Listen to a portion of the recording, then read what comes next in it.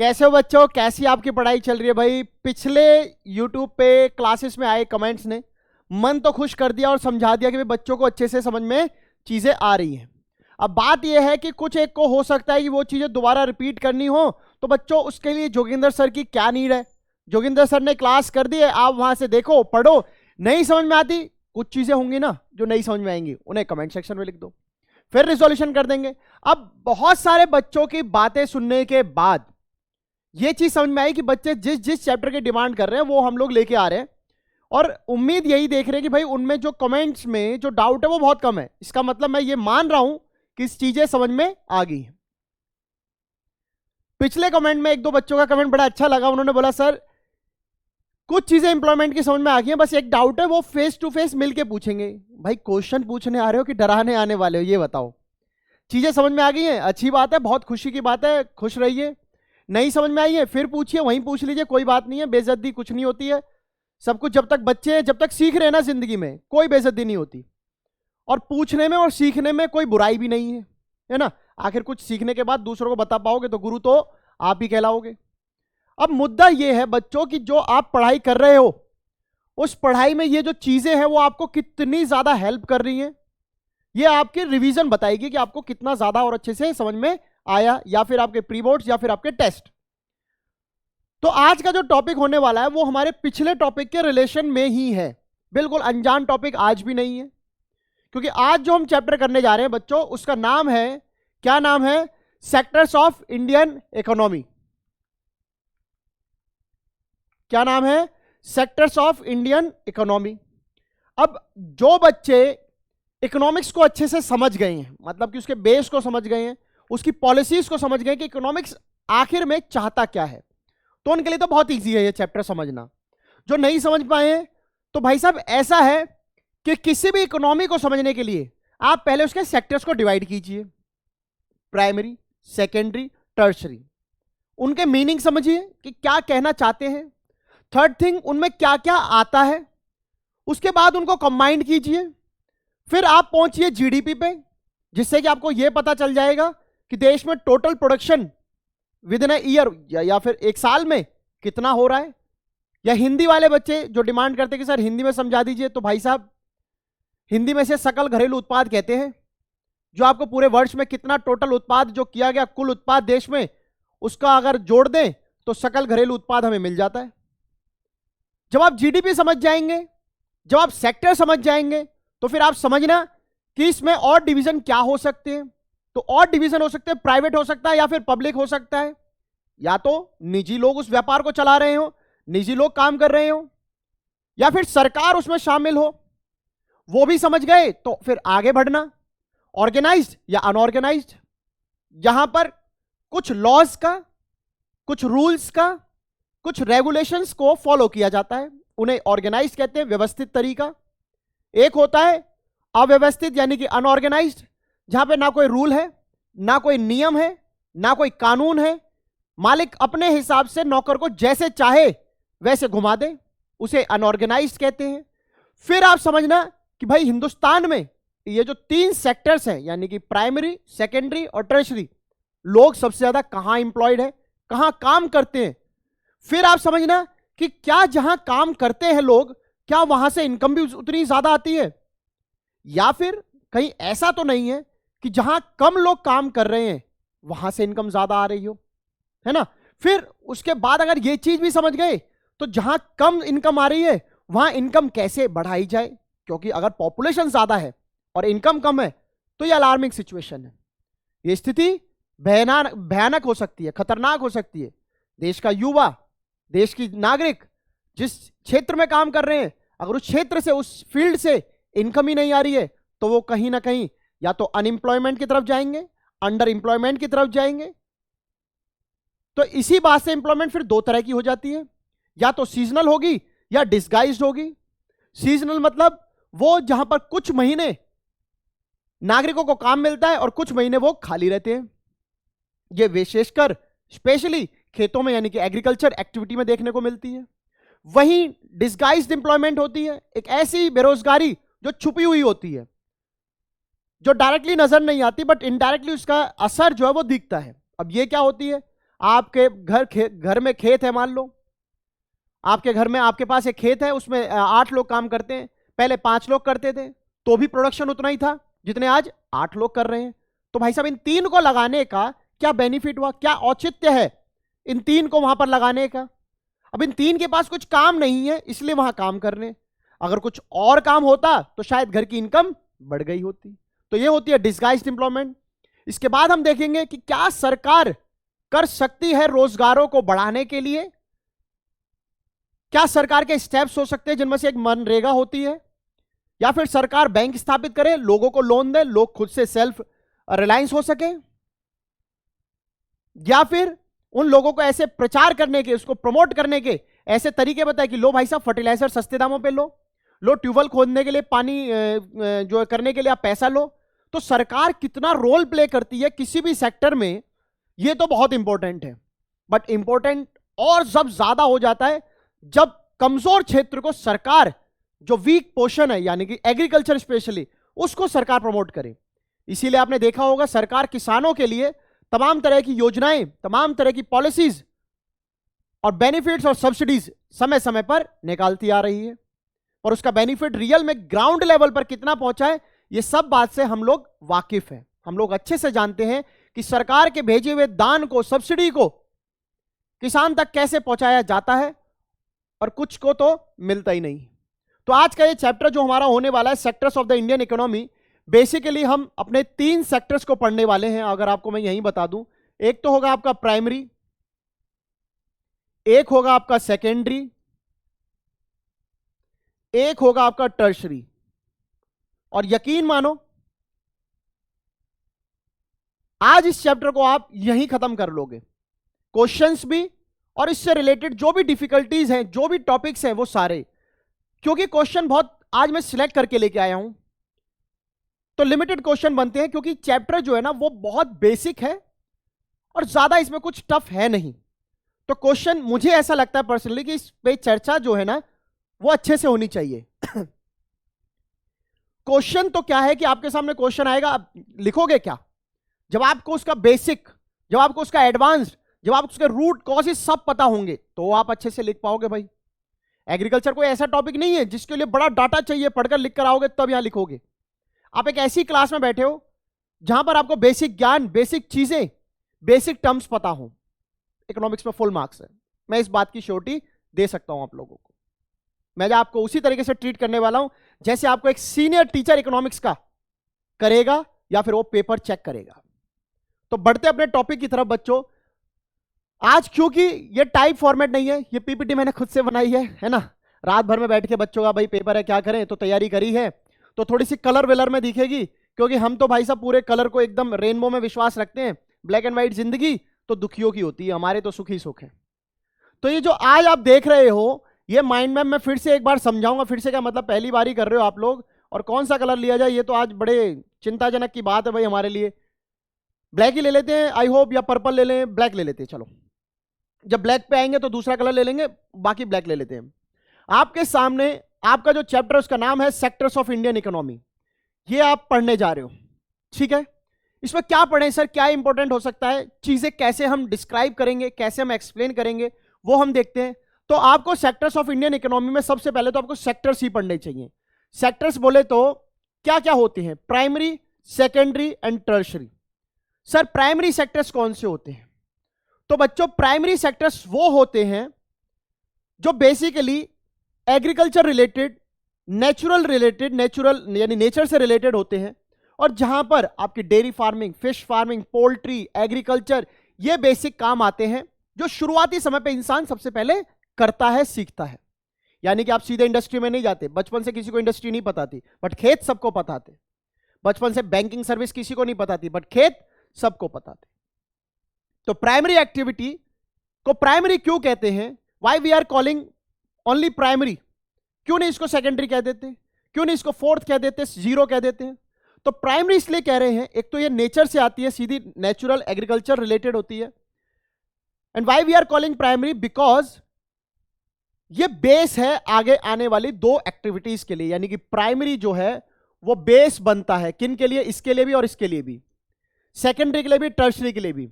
Manufacture क्या करोगे, जब खेत में कुछ उगेगा ही नहीं, चिप्स कैसे बनाओगे बताओ भाई साहब? आलू चाहिए ना, तो वो तो खेत से आएंगे, नेचुरल प्रोडक्ट्स बनाएंगे भाई, वो तो नेचुरल है, वो तो आप नेचर से लेके सकते हो ना, और कहां से लोगे? टपक के थोड़ी आएंगे, डाउनलोड करोगे आलू की फोटो क्या?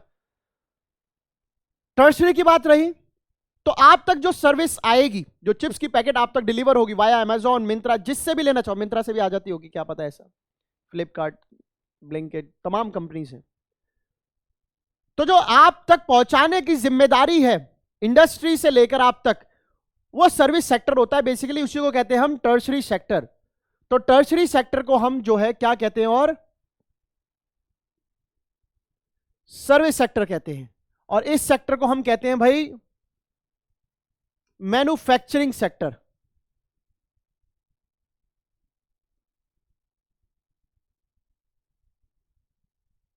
Manufacturing sector. अब ये तो बात हो गई सर सेक्टर्स की, नेक्स्ट देख लेते हैं। उसके बाद आप लोग इन तीनों को कंपेयर करें। हम क्यों कंपेयर कर रहे हैं? बिकॉज हमें यह जानना जरूरी है कि आखिर कौन सा सेक्टर ज्यादा डेवलप्ड है, कौन सा सेक्टर लेस डेवलप्ड है भी कि नहीं, क्योंकि जो आप प्रिकॉशन, जो आप प्रोविजंस बनाने वाले हो देश में, वो तभी तक तो भाई अप्लाई करोगे ना जब कॉज पता होगा, कारण पता होगा, तभी तो ना सॉल्यूशन आएगा, निवारण होगा। बिना जाने कैसे करोगे सॉल्यूशन बताओ? तो किसी भी चीज को हल करने के लिए, किसी भी समस्या को, किसी भी प्रॉब्लम को सॉर्ट आउट करने के लिए पहले आपको यह पता हो कि प्रॉब्लम की वजह क्या है। जब आप इन तीनों को कंपेयर करोगे तो आपको अच्छे से पता चल जाएगा कि कौन सा सेक्टर इंडिया में ज्यादा पॉपुलेशन तो लेता है अपने ऊपर, मतलब कि उसके ऊपर लोग काम तो बहुत कर रहे हैं, बट इनकम उनकी उतनी ही कम है।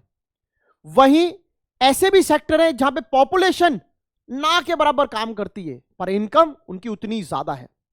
मैं किन की बात कर रहा हूं? मैं बात कर रहा हूं बेसिकली एग्रीकल्चर की और टर्शरी सेक्टर की, यानी कि primary versus second tertiary sector. इन दोनों में फर्क यह है कि हमारा जो यूथ है, जो 60% 15 से जो आपका 30 सालों के बीच में जो यूथ आता है, जो 60% यूथ है, वो आखिर कैसे अंडर एम्प्लॉयमेंट की तरफ जा रहा है। क्योंकि हमने देखा है कि यूथ अनएम्प्लॉयमेंट हमारे देश में अब एक कॉमन फिनोमेना हो चुका है। लोगों के पास डिग्री तो है पर जॉब्स नहीं है। तो एग्रीकल्चर और टर्शरी में प्रॉब्लम यह है कि एग्रीकल्चर पे हमारे देश की पॉपुलेशन का सबसे ज्यादा लोड है। लोग एग्रीकल्चर में काम करते हैं, कुछ नहीं हुआ तो खेत में ही काम करेगा बंदा, क्या करेगा? आई होप कि इस देश में बहुत कम ऐसे लोग होंगे जिनके पास अपने खेत नहीं होंगे। तो जब जिनके पास अपने खेत होते हैं तो वो आखिर में ये सोचते हैं कि चलो यार कोई नौकरी नहीं मिली तो अपना खेत तो है ही है, अपने खेत पे काम कर लेंगे। तो जब ऐसे लोग सोच सोच के खेतों पे आ जाते हैं, उनके पास जॉब्स नहीं होती, तो फिर जो खेत के ऊपर, जो एग्रीकल्चर लैंड के ऊपर है, वो प्रेशर बढ़ जाता है। अब जो वो प्रेशर बढ़ता है तो ऑब्वियसली लोग ज्यादा आ गए, तो वहां पे इनकम के सोर्स अगर होते तो किसान फिर ऐसे थोड़ी होते, किसान तो और डेवलप्ड होते। तो एग्रीकल्चर पे पॉपुलेशन ज्यादा है बट इनकम कम है। वहीं टर्शरी सेक्टर बहुत कम पॉपुलेशन लेता है, क्योंकि आप देखो बड़े बड़े पढ़े पढ़े लिखे लोग हैं, कितने कितने लोग पढ़े लिखे हैं? सबसे ज्यादा मतलब high qualified, PhD VHD IIT, ये कितने गिनती के। इनकी इनकम देखो और अपने किसान की इनकम देखो, आपको खुद फर्क पता चल जाएगा। शहर में रहने वाला एक व्यक्ति जो आईटी कंपनियां, बैंकिंग या किसी भी सेक्टर में काम कर रहा हो, स्पेशली टर्शरी सेक्टर, क्योंकि एग्रीकल्चर में तो वह ही नहीं, टर्शरी सेक्टर में वो काम कर रहा हो, तो उसकी इनकम देखना, अगर वो 1 लाख रुपए भी मिनिमम कमाता है तो किसान को 1 लाख कमाने में कितना समय लगता है? तो कंपैरिजन ही नहीं है। तो यानी कि टर्शरी सेक्टर में पॉपुलेशन कम होने के बाद भी एंगेजमेंट ज्यादा है, लोगों का इंटरेस्ट ज्यादा है, क्योंकि वहां से इनकम आती है। अब जिसके बाद आप पढ़ोगे ग्राफिक रिप्रेजेंटेशन, आप देखोगे अपनी बुक में भी देखोगे, ग्राफिक रिप्रेजेंटेशन बेसिकली यही बताना चाहता है, जो कंपैरिजन है, कि जहां पर इतनी इंप्लॉयमेंट है एग्रीकल्चर में बट इनकम नहीं है, जीडीपी में उसका कंट्रीब्यूशन जो है वो घटता जा रहा है। रीजन क्या है? कई सारे रीजंस हैं, वो आप बुक में भी देखोगे, कई सारे रीजन, जैसे कि हो सकता है भाई किसानों को सब्सिडी नहीं मिल रही है, बाहर के लोगों को सब्सिडी मिलती है, किसान पीछे हट रहा है, सरकार प्रमोट नहीं करती है, बैंक से लोन नहीं मिल पाता है, किसान के पास टेक्नोलॉजी की कमी है, किसान के पास इनकम नहीं है, सोर्स नहीं है पहले से ही, और किसान अनएजुकेटेड भी है। क्योंकि आपने देखा है ग्रीन रेवोल्यूशन का फायदा किसने उठाया था और ग्रीन रेवोल्यूशन का फायदा किनको नहीं मिला। उसके बाद आप क्या पढ़ोगे? Where are most of the people employed, आखिर कहां पर सबसे ज्यादा लोग इंप्लॉयड हैं? तो agriculture, most of the people are employed in agriculture. So agriculture holds majorly population of our country. सारी पॉपुलेशन मेजरली वही है, बट इनकम नहीं है. उसके बाद आप क्या पढ़ोगे इसमें, अब कलर दूसरा चेंज कर लेते वरना गड़बड़ हो जाएगी. आप पढ़ोगे how to create more employment. शायद ये नजर नहीं आएगा, बच्चे हर बार कह देते हैं भाई how to create more employment. अब बात यह है कि सर जब लोग एक जगह पे काम कर रहे हैं, इनकम नहीं है, तो इसका मतलब इंप्लॉयमेंट क्रिएट करो. भाई कैसे इनकम कैसे आएगी, इंप्लॉयमेंट नौकरी होगी तभी तो आएगी. अब भाई साहब नौकरी कैसे आएंगी, नौकरी ऐसे आएंगी कि जब सरकार मदद करेगी, सरकार लोगों के लिए नौकरियां खोले, सरकार लोगों को मदद करे. मनरेगा, अब मनरेगा जो है उसका मिशन तो कुछ ऐसा था कि लोगों को 100 दिन का, मिनिमम 100 दिन का जो रोजगार है वो प्रोवाइड करे, इंप्लॉयमेंट प्रोवाइड करे. बट इफ गवर्नमेंट फेल्स, अगर गवर्नमेंट ऐसा नहीं कर पाती है तो सरकार उनको 100 दिन का जो वेज है वो देगी. यानी कि आपकी गलती नहीं है, अगर सरकार काम नहीं दे पाई तो सरकार की मिस्टेक है, सरकार की तरफ से मिस्टेक है. तो सरकार आपको काम दे या ना दे पाई तो आपको पैसे मिलेंगे. नेक्स्ट है loan by local banks. Employment तरीके प्रोड्यूस करने का एक है लोन. अगर किसी किसान को बैंक से लोन मिलता है तो वो खेती अच्छे से कर पाएगा, खेती अच्छे से होगी तो प्राइमरी सेक्टर डेवलप होंगे, प्राइमरी डेवलप होंगे तो सेकेंडरी भी डेवलप होंगे, क्योंकि फैक्ट्रियों के पास माल ज्यादा आएगा, रॉ मटेरियल ज्यादा आएगा. और अगर सेकेंडरी सेक्टर डेवलप होगा तो टर्शरी तो ऑब्वियसली होगा, क्योंकि वो लोग ही तो उसको आगे होल्ड करके ट्रांसपोर्ट करेंगे, कम्युनिकेट करेंगे, बैंकिंग सर्विस में लेके जाएंगे. तो मानते हो कि नहीं मानते हो, प्राइमरी सेक्टर बेस है कि नहीं सेकेंडरी और टर्शरी का, बिल्कुल मान गए. मोर प्रोडक्शन, सरकार प्रोडक्शन के लिए fertiliser, seeds, in fact pesticides, chemical fertiliser, इनमें सब्सिडी दे, सपोर्ट करे सरकार. जिस किसान के पास इनकम इतनी कम है तो भाई साहब कैसे लाएगा बताओ, उसको यही नहीं पता कि मेरी इनकम आएगी इससे खेत से, क्योंकि फसल तो नेचुरली भी डिपेंडेंट होती है. Establish industry in semi rural areas, एक तरीका यह है कि जो गांवों के लोग सारे खेती पर डिपेंडेंट हैं वहां से थोड़ा सा बर्डन रिड्यूस किया जाए. और वो तभी हो सकता है जब वहां पर सेमी इंडस्ट्री, जो कुछ इंडस्ट्रीज, हाफ इंडस्ट्री मान लो, जो पॉल्यूशन ज्यादा ना करे, क्योंकि हम नहीं चाहते कि गांव का भी एनवायरमेंट खराब हो. तो फैक्ट्रीज स्टैब्लिश करो, गांव का जो यूथ है वो खेती पे ना काम करके इंडस्ट्री में काम करे, 2 पैसा फालतू ही कमा के लेके आए. अच्छे विचार हैं कि नहीं, होना चाहिए. तो ये सारे तरीके हैं.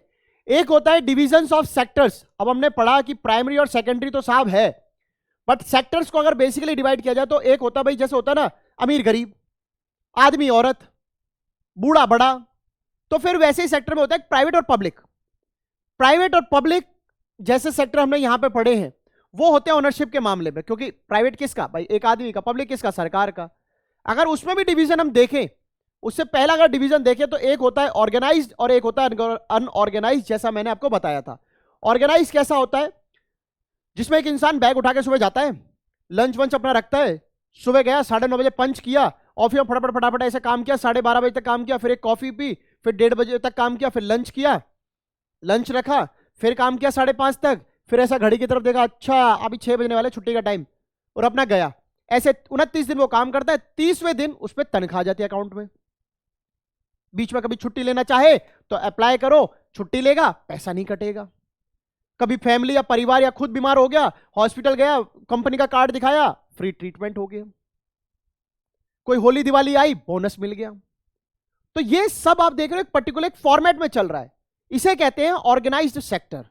अब बात करें अनऑर्गेनाइज्ड की. एक लेबर आज गया, 9:30 बजे पहुंचा, लगातार 3 बजे तक काम करवाया, मालिक ने बोला अभी लंच का टाइम नहीं, अभी सामने से काम आ रखा है, काम करो. बंदा काम करता रहा, 3:30 बजे लंच किया, बोला साहब 1 घंटे का तो लंच होगा, बोला नहीं यार काम बहुत है, 15 मिनट का लंच करो, रोटी वोटी खाओ, अपना लगो काम पर. बंदा काम पे लग गया. शाम को 7:30 8 बज गए. फैक्ट्री से बाहर तक छोड़ने के लिए कोई रोड तक गया तो बंदा के पास गाड़ी नहीं, कुछ नहीं है, तो बंदे को छोड़े कौन, तो कोई वाहन नहीं है उसके पास. परिवार बीमार हो गया तो मालिक की कोई जिम्मेदारी नहीं है, कोई हॉलीडे बोनस वोनस कुछ नहीं है. तो ये होता है अनऑर्गेनाइज सेक्टर, जहां पे चीजें लॉस के अकॉर्डिंग नहीं होती. पीएफ नहीं होता, ग्रेजुटी नहीं होती, प्रोविडेंट फंड नहीं कटते हैं, सैलरी अकाउंट में नहीं आती, मालिक सीधा कैश देता है, ये ले 7,500 रुपया और जाओ. तो ये होते हैं unorganised organised sector. So how to protect workers in the organise sector. तो जो अनऑर्गेनाइज सेक्टर, जो ऐसा लग रहा है कि बहुत खतरनाक है, यहां पर काम करना is very risky. So how to protect unemployment या फिर अनऑर्गेनाइज सेक्टर, इसको हम आखिर कैसे बदल सकते हैं, बचा सकते हैं, सुधार सकते हैं? सिंपल है, ऑर्गेनाइज सेक्टर के रूल लगा दो. यहां पे पीएफ कटेगा साहब. कोई वर्कर 9:30 से 5:30 के बाद काम नहीं करेगा तो आप उसको एक्स्ट्रा इनकम दोगे, घर तक छोड़ने की सुविधा होगी. जो प्रोविजंस ऑर्गेनाइज सेक्टर के हैं, अगर वो अनऑर्गेनाइज में डाल दिए जाए, देन वी कैन से कि organised sector is now converting into organised sector, और अब वहां सिक्योरिटी ऑफ वर्क होगा. So the next question is sectors in terms of ownership. मालिकाना हक के मामले में कितने प्रकार के सेक्टर्स होते हैं? 2 तरह के, या तो सरकार का होगा या किसी इंसान का होगा, बीच का कोई नहीं. बीच के जैसे पार्टनरशिप होती है, हम उसकी बात नहीं कर रहे अभी. कोविड जो करते हैं, सरकार पार्टनरशिप करती है प्राइवेट्स के साथ मिलकर, हम बीच के हिस्से पे बात नहीं कर रहे हैं, हम आर पार की बात कर रहे हैं. पार मतलब सरकार है और आर मतलब एक निजी आदमी है. रतन टाटा साहब एक निजी व्यक्ति है, इसमें सरकार का कोई रोल नहीं है. उन्होंने अपने दम पर पैसा कमाया है. जो भी उनकी योजनाएं हैं वो उनके निजी पैसे से चलती हैं. दैट इज प्राइवेट इन्वेस्टमेंट और प्राइवेट सेक्टर. तो उसे हम क्या कहते हैं? Private sector. Second is Delhi metro, सरकारी रेल, सरकारी post offices, highways, national highways, dams, ऐसे सभी चीजें जिनमें सरकार का धन लगा हो, सरकार का इंटरेस्ट लगा हो और आपके वेलफेयर की बात की गई हो, तो वो सारी इन्वेस्टमेंट पब्लिक सेक्टर की होती है. इस पूरी आप इससे पूरा चैप्टर आप कवर कर चुके हो, ये मेरी बात मानना.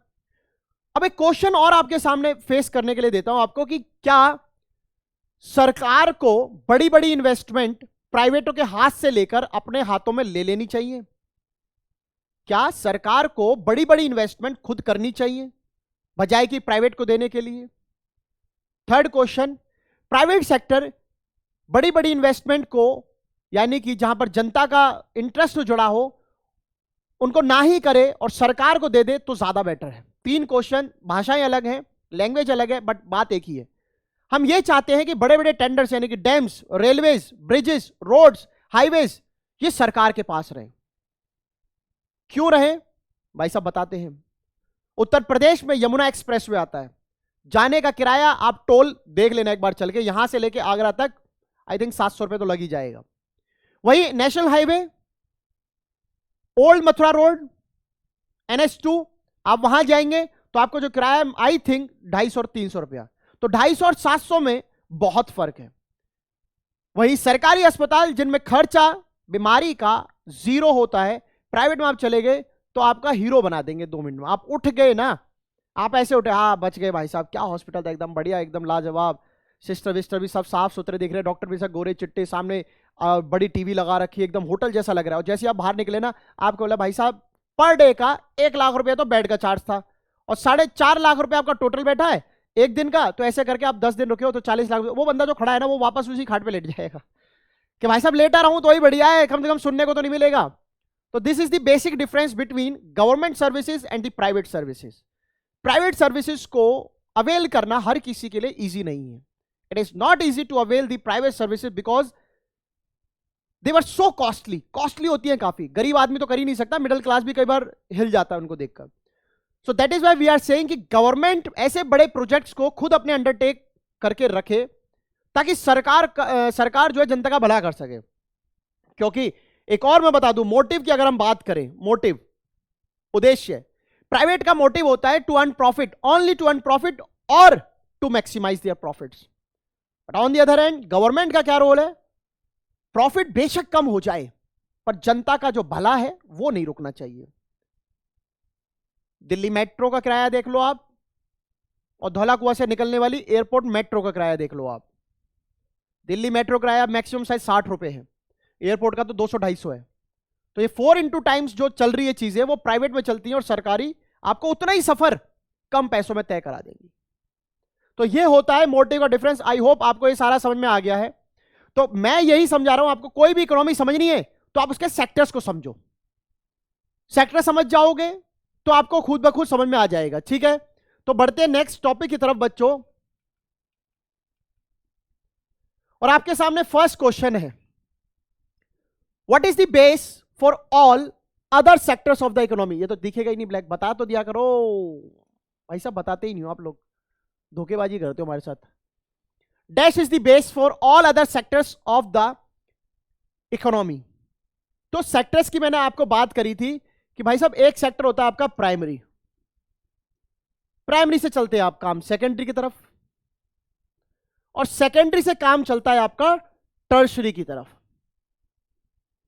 ठीक है, इसको आप एग्रीकल्चर सेक्टर भी कह सकते हो, हम बिल्कुल कह सकते हैं। इसको आप मैन्युफैक्चरिंग सेक्टर भी कह सकते हो, बिल्कुल कह सकते हैं, क्योंकि यहां पे इंडस्ट्रीज का ही रोल है भाई। और इसको आप टर्शरी को सर्विस सेक्टर भी कह सकते हो। एग्जाम्पल की बात करें तो dairy farming, fish farming, poultry, यहां पर बात करें तो आपकी इंडस्ट्रीज, और वहीं पर अगर टर्शरी की बात करें यानी सर्विस सेक्टर की बात करें तो फिर आपका बैंकिंग और या फिर ट्रांसपोर्ट, क्योंकि फैक्ट्री से कैसे लेके जाओगे सामान को। तो बेसिकली क्या है, प्राइमरी सेक्टर बेस बना रहा है आगे आने वाले दोनों के लिए। तो हम इसलिए कह सकते हैं कि कौन सा इनका करेक्ट आंसर है, प्राइमरी सेक्टर। आई होप आपको ये समझ में आ गया होगा भाई कि प्राइमरी सेक्टर क्या है। यहां से सब नेचुरली प्रोडक्ट किया जाता है, जैसे कि आपके यहां पर जो फार्मिंग है वो मोस्टली रेनफॉल यानी नेचर पे डिपेंड होती है, तो यहां पर इसलिए हम इसको नेचुरल, नेचर रिलेटेड भी कह सकते हैं। नेक्स्ट क्वेश्चन की तरफ बच्चों अगर जाएं तो आपका ऑप्शन मिल चुका है। So next question is dash is also known as industrial sector. मैंने अभी आपको बताया था कि इंडस्ट्रियल सेक्टर क्या है, मैन्युफैक्चरिंग सेक्टर को हम इंडस्ट्रियल सेक्टर कह सकते हैं।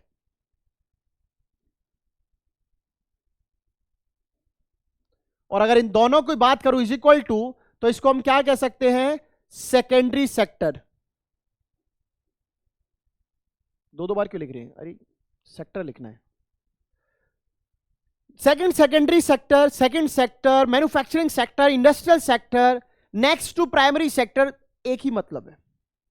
अगर प्राइमरी सेक्टर नहीं चलेगा तो सेकेंडरी तो चलेगा ही नहीं, और सेकेंडरी नहीं चलेगा तो टर्शरी तो भूल ही जाओ।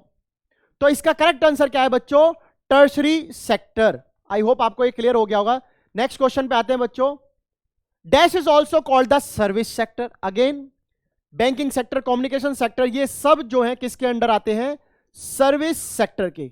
और सर्विस सेक्टर को हम क्या कहते हैं बच्चों, टर्शरी सेक्टर।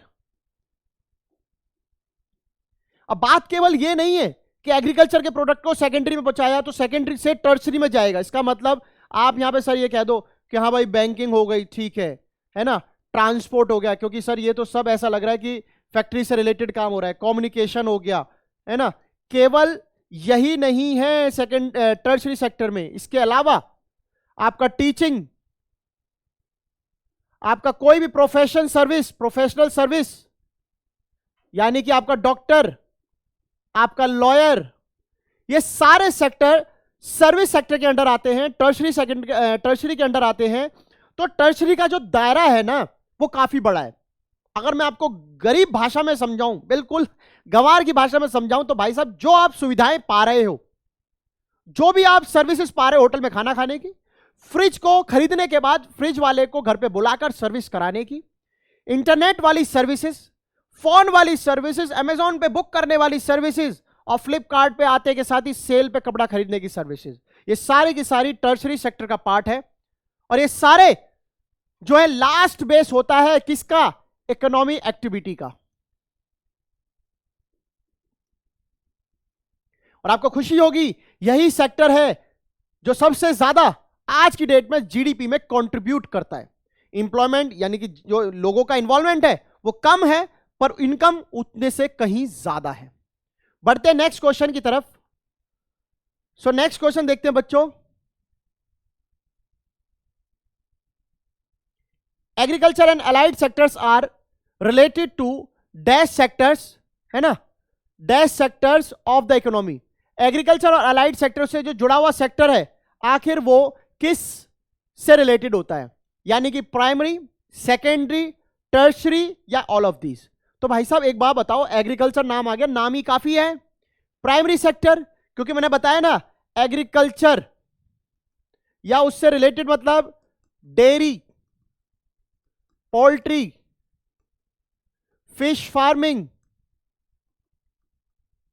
जिसे मत्स्य पालन कहते हो, और जो आप नेचर से ले सकते हो, चाहे वो प्रोडक्शन ऑफ आलू हो, कॉटन हो, टमाटो हो, कुछ भी हो, है तो एग्रीकल्चर रिलेटेड, तो वो सारा का सारा क्या हो जाता है, प्राइमरी सेक्टर। आई होप आपको ये चीज क्लियर हो गई है। नेक्स्ट बढ़ते हैं बच्चों। Dash is the total value of all goods and services produce in a country during a given period of time, usually 1 year. मैं कह रहा हूं कि प्राइमरी सेक्टर ने क्या प्रोड्यूस किया, आई डोंट नो। सेकेंडरी ने क्या प्रोड्यूस किया, पता नहीं। टर्शरी ने क्या किया, चलो पता नहीं। अब हम कहते हैं कि हमें अच्छे से पता है कि ये 2000 प्रोडक्शन करता है, ये भी 2000 प्रोडक्शन करता है, और ये 4000 करता है, मान लेते हैं ऐसा, वैल्यू के तौर पे एग्जांपल समझ रहे हैं, लड़ाई नहीं करनी। तो ये हो गया भाई साहब 8000, राइट, 8K। जीडीपी क्या है, जीडीपी ये है। जीडीपी का मतलब क्या है मैं आपको बताऊं, gross domestic product. Sir what is the definition, definition क्या है भाई साहब, ग्रॉस का मतलब है, थोड़ा सा कलर कर लेते हैं, क्या दिक्कत है। ग्रॉस का मतलब है टोटल, डोमेस्टिक का मतलब है इंडिया, क्योंकि आप इंडिया की जीडीपी काउंट कर रहे हो, इंडिया। और प्रोडक्ट का मतलब है प्रोडक्शन। अर्थात मैं ये कह सकता हूं कि इंडिया में जो भी टोटल प्रोडक्शन हुआ है, इंडिया का जो भी टोटल प्रोडक्शन हुआ है, विद इन कितने साल का लेंगे भाई, 10 साल का तो बेकार है, 1 ईयर। एक साल में आपने कितना प्रोडक्शन किया, वही जीडीपी है। Now the next question is, sir GDP में क्या प्राइमरी सेक्टर आता है बस, या फिर सेकेंडरी आता है, या फिर टर्शरी आता है? बच्चों all three. The total production of primary sector, secondary sector and tertiary sector in our country during a particular year, usually a 1 year, is called GDP. या फिर GDP is the total value of all products या फिर all goods and services produced in a year, usually 1 year की बात करते हैं हम लोग, is called GDP. So GDP क्या है बच्चों, प्राइमरी कितना प्रोड्यूस करता है, सेकेंडरी कितना प्रोड्यूस करता है, टर्शरी कितना प्रोड्यूस करता है, तीनों को कर दो ऐड, और ऐड करने के बाद एक साल का डाटा लेना है, वो हो जाएगा आपका जीडीपी। सो कहते हैं ना कि इंडिया की जीडीपी गिर रही है, बढ़ रही है, आप इससे समझ सकते हो कि क्या घट बढ़ रहा होगा। भाई साहब इनमें से ही कोई घट बढ़ रहा होगा, है ना बच्चों, समझ में आ रही बात। इन्हीं 3 सेक्टरों से कुछ घट बढ़ रहा होगा, अपना जो जैसे भी हो रहा है। सो हमारा करेक्ट आंसर क्या है बच्चों, ग्रॉस डोमेस्टिक प्रोडक्ट। अब कुछ बच्चे सोच रहे होंगे चलो ऊपर का भी एक टर्म बता देते हैं, टोटल डोमेस्टिक प्रोडक्ट तो ग्रॉस डोमेस्टिक प्रोडक्ट, बात एक जैसी होती है, बट टर्म ये है बेसिकली ग्रॉस डोमेस्टिक प्रोडक्ट।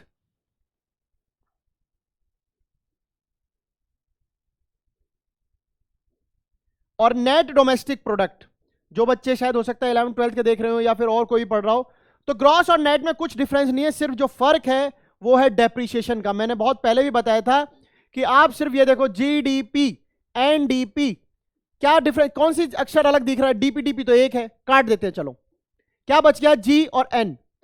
जी मतलब ग्रॉस, एन मतलब नेट। तो जो हमारी इनकम नेट आती है उसमें से सब टैक्स घट जाते हैं, यानी चीजें जब तक घटाओगे नहीं आप नेट पे पहुंचोगे नहीं। तो जी माइनस डेप्रिसिएशन, ग्रॉस और नेशनल के बीच में डेप्रिसिएशन खड़ा है, वो जिसकी तरफ जाएगा वो बच जाएगा, ठीक है, दूसरा बच जाएगा। So moving to next question, Mahatma Gandhi national rural employment guarantee act,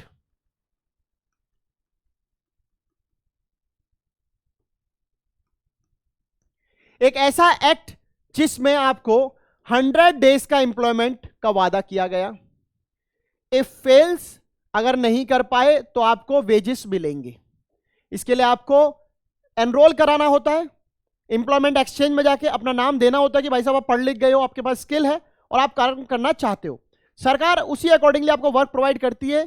if they fails that means आपको इतना वेजेस मिलेगा, मिनिमम 100 डेज का तो वर्क आपको श्योर है सरकार की तरफ से। तो ये जो एक्ट है ये आया कब था बच्चों, ये आया था 2005 में। सो आपका करेक्ट आंसर क्या है बच्चों, 2005। चलो नेक्स्ट देख लेते हैं बच्चों, how many days of work is to be provided under Mahatma Gandhi national rural employment guarantee act. कितने दिन के रोजगार की बात की गई थी बच्चों, तो 100 दिन के रोजगार की बात की गई थी, 100 डेज मिनिमम। अगर आपको पता हो ये हम किसके अंडर पढ़ रहे हैं, सो ये था how can we create more employment category के अंडर हमने अभी जब आपने स्टार्टिंग में माइंड मैप देखा, जिसे एक्चुअल में माइंड मैप कहते हैं। माइंड मैप वो है जो मैंने आपको बताया, उससे आपका पूरा चैप्टर की समरी एक तरफ हो गई है। आपको अच्छे से पता है कि क्या पढ़ना है, क्या हमारे टॉपिक्स हो सकते हैं, केवल वो पढ़े। कई बार बच्चे ऐसा पूछते हैं कि सर जो आपने क्वेश्चन कराए वो सब कर लें तो आ जाएंगे। भाई साहब, I am a teacher, I am not a जोगी बाबा जिसकी काली जबान नहीं है कि जो कुछ बोला वो सामने से चलकर और पेपर में उतर जाएगा। मैं प्रेडिक्शंस अच्छी कर सकता हूं, मैं प्रैक्टिस अच्छी करवा सकता हूं, वो सब मैं करवा सकता हूं जो मेरे हाथों में है। पर यदि आप मुझे कोई साधु सन्यासी समझ रहे हैं तो आप बहुत बड़ी गलत फहमी में हो। मैं चाहता हूं कि जो बच्चा ये बात बोल रहे हैं, जो भी बच्चा ये बात सोचते हैं कि सर ने अगर 100 क्वेश्चन करा दिए 100 के 100 पढ़ लो, पहली बात 100 पॉसिबल नहीं है आपके लिए पढ़ना, ठीक है? सच्ची बात करते हैं, झूठी बात नहीं करते। दूसरी बात, वो 100 क्वेश्चन में से 100 के 100 नहीं आने, समझ रहे हो? क्वेश्चन की लिमिटेशन आपको अच्छे से पता है अपने बोर्ड में कितना है, आपके क्लास टेस्ट में कितनी आ रही है। तीसरी बात, जो मैंने सारा कराया अगर उसी एक के पीछे पड़ जाओगे, और भी सब्जेक्ट्स हैं कि नहीं है कि यूट्यूब से सिर्फ मेरा ही क्लास पढ़कर ही सारे सब्जेक्टों में मार्क्स आने वाले, ये भी तो सच नहीं है। सच्ची बात करेंगे, झूठी बात नहीं, सीधी बात, नो बकवास। चौथी बात, आप जितना ज्यादा पढ़कर जाओगे तो आपके पास नॉलेज उतनी ज्यादा होगी। एक्सक्यूजेस रहने वाले नहीं है कि अरे ये नहीं आया, ये भी पढ़ लेता, वो भी पढ़ लेता। आपकी प्रैक्टिस फिजिक्स वाला ने सारी करा दी है। आपके यहां कोई भी क्वेश्चन आया, अब अरे आपको चीजें तो क्लियर थी ना, लिखो आंसर। क्या होगा ज्यादा, क्वेश्चन की लैंग्वेज बदल जाएगी, बेस वही रहने वाला है, चीजें वही रहने वाली है, आएगा क्वेश्चन एनसीईआरटी से ही, तो फिर समस्या कहां है? तो मैं तो ये चाहता हूं कि आप प्रैक्टिस ज्यादा से ज्यादा करो। मैथ्स में मार्क्स क्यों आते हैं बच्चों के अच्छे? क्योंकि प्रैक्टिस ज्यादा करते हैं। साइंस में न्यूमेरिकल्स क्यों इजी लगते हैं? क्योंकि वो प्रैक्टिस ज्यादा करते हैं। तो भाई साहब, एसएसटी में ऐसी क्या प्रॉब्लम है? प्रैक्टिस से तो कुछ भी किया जा सकता है। जब आप शायरियां कर करके प्रैक्टिस कर रहे हो ना आगे भी किसी के लिए, तो इस पे भी प्रैक्टिस कर लो यार। ये भी तो एक सामान्य अध्ययन ही है, इसको पढ़कर कुछ मिलेगा ही, कुछ खोएगा नहीं, कुछ नहीं खोने वाला है। और हो सकता है आपकी बुद्धि का विकास और हो जाए अच्छे से, आपको एक चीज समझ में आ जाए कि हम जिस स्टेज पर अभी हैं, अंडर एम्प्लॉयमेंट, एम्प्लॉयमेंट, या फिर हम अच्छी जॉब पे भी जा सकते हैं, कहीं भी जा सकते हैं किसी भी सिचुएशन में। तो बेटर है कि चीजों को समझो, प्रैक्टिकली उनको इन्वॉल्व करो अपनी लाइफ में। और सबसे अच्छी लर्निंग ही यही है कि आप अपनी पढ़ाई को जब सीखने के बाद प्रैक्टिकली अपनी लाइफ में उतार लेते हो ना, कि जैसे मान लो किसी ने बोला आपको कि हाँ भाई आजा, चल दोस्त पार्टी करने चलते हैं। आपने उठाया अपनी बाइक और साइकिल, अपनी जो भी आपके पास वाहन है, मम्मी पापा से पैसे खींचे और चल दिए। जाके पिज्जा डोमिनोज में बैठ के एकदम क्या कहते हैं, आइस क्रशर के साथ बैठ के अपना खा के आ गए। भाई केएफसी चले जाओ, चाहे कहीं चले जाओ। आपका बिल आया 500 रुपये, मित्र का भी 500 है, दोनों ने 1000 रुपये उड़ाए, फटाफट चले आए। इकोनॉमिकली सोचो, आटे की पैकेट 10 किलो की 450 400 की आती है। 10 किलो 1 घंटे में खा जाते? नहीं खा पाते। 1 दिन में, शायद 1 महीने में तो खा जाओगे। मतलब कि आपने 1 महीने का आपकी रोटी का खर्चा 15 मिनट में उड़ा दिया। इकोनॉमिकल तो नहीं था। सोचते समझते तो फिर पैसा बचा पाते। ऐसी बहुत सारी चीजें हैं जो मैं आपको समझा सकता हूं, पर क्या करें, फिर ऐसा लगेगा जोगी बाबा कोई सन्यासी आश्रम से निकल के उपदेश देने आ गए। वो मैं चाहता नहीं। वो मैं चाहता हूं कि आप अपने आप से सीखकर खुद इंप्लीमेंट करो। अपने से बड़ा ज्ञानी कोई नहीं और अपने से बड़ा अज्ञानी भी कोई नहीं। ज्ञान भी आपके पास है, अज्ञान भी आपके पास है। अब आपको देखना है कि आप एनलाइटनमेंट होना पसंद करोगे या अपनी बत्तियां बुझा लोगे। सो आते हैं नेक्स्ट क्वेश्चन की तरफ। सो ये बेसिकली 100 डेज की स्कीम है, how to create more employment, जिनमें हमने क्या पढ़ा था कि अगर लोकल बैंक्स अगर लोन दे दें किसानों को at the low rate of interest, ये क्या लिख दिया, लॉ लिख दिया, कानूनी तहत से नहीं, कानून तो उनको बैंक दे ही रहा है भाई, at low rate of interest, तो किसान शायद थोड़ा सा गर्व महसूस करे कि उसने कुछ प्रोड्यूस किया है। साथ ही साथ क्या है कि सरकार मोर प्रोडक्शन के लिए फर्टिलाइजर्स, पेस्टिसाइड्स, ये सब अवेलेबल करा दे, है ना। मनरेगा भी उनमें से एक अपॉर्चुनिटी थी। इसी में ही इनको 100 दिन का रोजगार की बात की जा रही है। सो 100 days is the minimum provided by the government under the Manrega Act 2005. If they fails, they will provide wages accordingly. So बढ़ते हैं नेक्स्ट क्वेश्चन की तरफ बच्चों। नेक्स्ट क्वेश्चन हमारा क्या कहता है, डैश सेक्टर है सम फॉर्मल प्रोसेसेस एंड प्रोसीजर्स।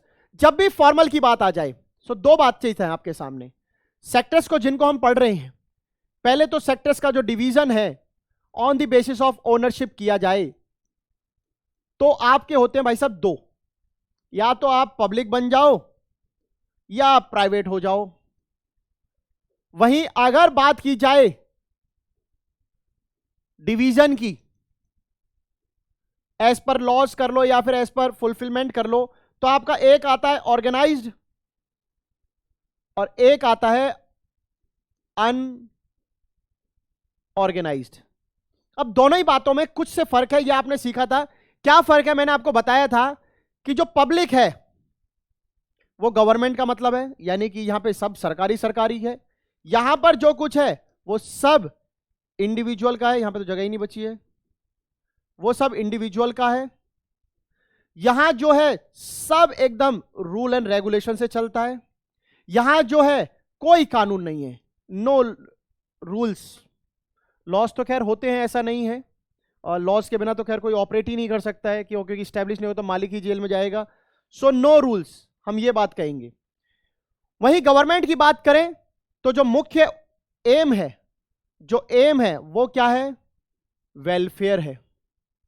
जनता का भला चाहती है सरकार। जिनको नहीं लगता, उनको ऐसा लगता होगा बट सरकार ना हो तो फिर आप चीज भी प्राइवेट से खरीद के देख लो सकते हो। जो प्राइवेट है वो प्रॉफिट चाहता है, जितना ज्यादा ज्यादा हो, निजी व्यक्ति का पैसा लगा भाई, कोई भी घाटे का सौदा नहीं करेगा। ऑर्गेनाइज्ड होगा तो वहां पे सब कुछ हैप्पी रहेगा, और अगर नो रूल्स रहेंगे तो सब लोग अनहैप्पी रहेंगे और चाहेंगे कि ऑर्गेनाइज की पॉलिसीज अनऑर्गेनाइज में लागू हो जाए, सो जो वहां का वर्क फोर्स है, लेबर फोर्स है, उसको बचाया जा सके। बेसिकली यही चीजें हैं, डिफरेंस यही है कि पब्लिक यानी कि गवर्नमेंट जिन भी प्रोजेक्ट्स को लेती है उनमें सब में वेलफेयर छुपा होता है। बेशक पैसा कम कमा ले, पर जनता से जो है वो भरोसा उठना नहीं चाहिए सरकार का। सो बढ़ते हैं नेक्स्ट क्वेश्चन की तरफ। नेक्स्ट क्वेश्चन क्या है बच्चों हमारा, dash is a part of the economy where the government holds complete control over services and enterprises. अभी आपको बताया कि दो तरह की ओनरशिप के ऊपर हम डिवाइड करते हैं, जिनमें एक क्या होता है हमारा प्राइवेट और एक क्या होता है बच्चों हमारा पब्लिक। बस सिंपल सा डिफरेंस है। पब्लिक, पब्लिक मतलब गवर्नमेंट, प्राइवेट मतलब इंडिविजुअल। अब आप देख लो, where the government holds the complete control, जहां पर गवर्नमेंट का फुल कंट्रोल, उन्हें क्या कहते हैं, पब्लिक। तो यहां पे देखो कहां है पब्लिक सेक्टर, तो option C is our correct answer. I hope आपको क्लियर हो गया होगा। बढ़ते हैं नेक्स्ट क्वेश्चन की तरफ। What is the main aim of the public sector. Public मतलब क्या है बच्चों, गवर्नमेंट सेक्टर। गवर्नमेंट का मेन एम क्या होता है बच्चों, मैक्सिमाइज, ज्यादा से ज्यादा जनता का भला हो। और प्राइवेट का क्या होता है, अर्न प्रॉफिट्स, ज्यादा से ज्यादा पैसा कमाया जा सके। So maximise welfare is the correct answer. But मुझे एक चीज बताइए, ऑप्शन जब आप देखते हैं तो आपको थोड़ा सा सोचना पड़ता है कि earn profits, maximize welfare, both A and B, क्या सरकार सिर्फ जनता का भला चाहेगी, पैसा ना कमाए, आगे आने वाले प्रोजेक्ट्स कैसे करेगी। मैंने आपको बोला ना कि बेशक पैसा कम कमा ले पर वेलफेयर डूबना नहीं चाहिए। तो क्या इसका मतलब यह है कि सिर्फ वेलफेयर को ध्यान रखा जाए, प्रॉफिट्स को इग्नोर कर दिया जाए? नो यार, जो पैसा सरकार लगा रही है वो किसी से लोन लिया होगा, आप ही का पैसा होगा, आपको लौटाना भी है। नहीं लौटाना तो आपके लिए रोड सड़क पानी के थ्रू लौटाती है ना सरकार। ऐसा तो नहीं कि आपसे लेकर फिर आपको दे देगी। आपके पैसे से रोड और सड़क पानी आपको दिया ना, ये लौटाना ही होता है। किसी बैंक से, किसी देश से लोन लिया होगा, उनको भी इंटरेस्ट देंगे, उनको रीपे भी करना है। तो सरकार प्रॉफिट्स भी चाहती है, ऐसा नहीं है, पर ज्यादा नहीं चाहती, प्लस वेलफेयर भी चाहती है। तो करेक्ट आंसर क्या है बच्चों, बोथ ए एंड बी। करते हैं नेक्स्ट, देखते हैं question. The main aim of the private sector is to. अब प्राइवेट सेक्टर की बात है, आंख बंद करके एक ही उद्देश्य हो सकता है भाई साहब इनका, तो और वो क्या है, प्रॉफिट, ज्यादा से ज्यादा लाभ कमाओ, जितना ज्यादा हो सके, earn profit. Option A is our correct answer. Next देख लेते हैं बच्चों। Providing health education facilities, running proper schools and other like providing education is the primary duty of. आप लोग चाहते हैं कि आपके लिए हॉस्पिटल्स बने, आप लोग चाहते हैं आपके लिए स्कूल्स बने, आप लोग चाहते हो आपके लिए बैंक्स बने, आप ऐसी डेवलपमेंट एक्टिविटीज सब लोग चाहते हैं। बट यहां पे दो बात है, या तो इन्हें प्राइवेट बना ले या इन्हें पब्लिक बना दे, यानी कि सरकार बना दे। अगर प्राइवेट ने बनाया तो हॉस्पिटल का उदाहरण मैं आपको दे चुका हूं, 4 लाख रुपए आप तैयार रखो पर डे। स्कूल्स बनाया 15,000 रुपए तैयार रखो पर मंथ। ऐसे भी स्कूल हैं हिंदुस्तान में जिनकी क्वार्टरली फीस स्कूल के बच्चों की 2.5 लाख रुपए है, प्राइवेट, सरकारी नहीं है, सरकारी में तो मुफ्त मिलते हैं। बैंक जाओगे, सेविंग अकाउंट बोलते हैं, ऐसा 50,000 मिनिमम चाहिए, 25,000 मिनिमम चाहिए। वहीं अगर पब्लिक पे जाओगे फ्री है, स्कूल जाओगे फ्री है, ऊपर से देते हैं उल्टा, बैंक जाओगे जीरो बैलेंस है। सो आप खुद देख लो कि ऐसी एक्टिविटीज जो जनता के फायदे की हैं कि नहीं है तो कौन उनको करे। प्राइवेट से करना पसंद करोगे या पब्लिक से? पैसा है तो प्राइवेट पर जाइए, नहीं तो ये है।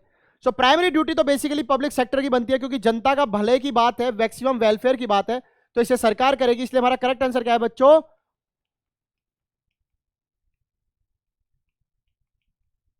कोई टेक्निकल ग्लिच हुआ क्या?